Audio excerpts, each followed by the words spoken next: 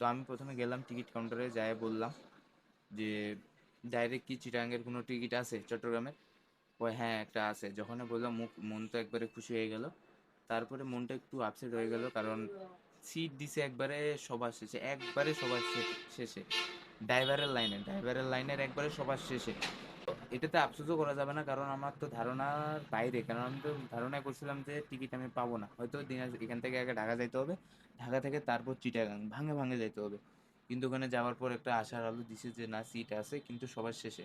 শেষে থাকলে কোনো অসুবিধা নেই, মানে কষ্ট মষ্ট করে যাওয়া যাবে, কিন্তু যে আমি টিকিটটা পাইছি এটাই অনেক বড় বিষয়, কারণ টিকিট তো ছিল না।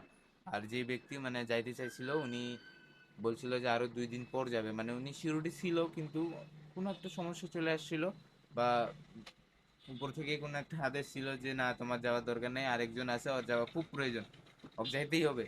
মানে অনেক কষ্টের পর কিন্তু বাবা, বন্ধুরা, মানে কি বলবো আপনাদের, অনেক কষ্টের পর বাবা কিন্তু যাইতে পারতেছে।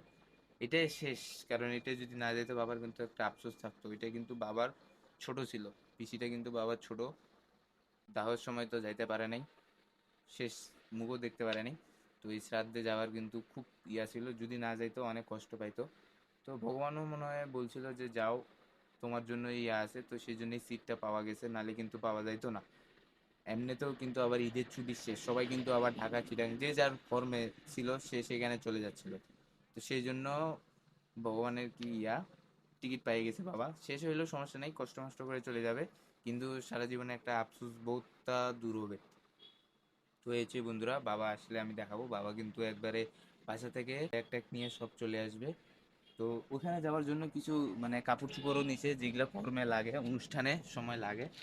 এই যে কাপড়গুলা, 1 2 3 4টা, 4টা টোপলা, এগুলাতে কিন্তু বন্ধুরা মানে কাপড় চোপড় আছে, গামছা আছে। আমার পিসি তো 2টা ভাই আছে, কর্মের সময় কিন্তু তারা থাকে। বাবা মা মারা গেলে ছেলেদের কর্ম করতে লাগে, তো দাদাদের জন্য আর কি ধুতি আছে, গামছা আছে, আরও অনেকগুলো কয়েকটা আইটেম আছে, এগুলোও নিয়ে যাচ্ছে। তো এগুলা কিন্তু ওখানে লাগে, সেই জন্য এগুলা নিয়ে যায়, আর এগুলা কিন্তু মামার পক্ষ থেকে দিতে লাগে, তো সেই জন্য ওগুলাও নিছে। আর বাবা একবারে গাড়ি বাড়ি ব্যাগ ট্যাগ নিয়ে আসে, তারপর এগুলা নিয়ে একবারে সোজা কাউন্টারে চলে যাবে। গাড়ি কিন্তু 4:30টায়, এখন কিন্তু বাজে আপনার 3টা 16 বাজে, 3টা 3:30 বাজে।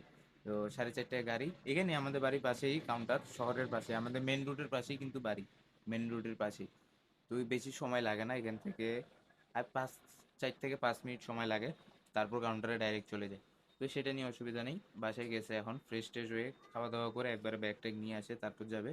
তো আসুক বাবা, তারপর আমি আপনাদেরকে দেখাই।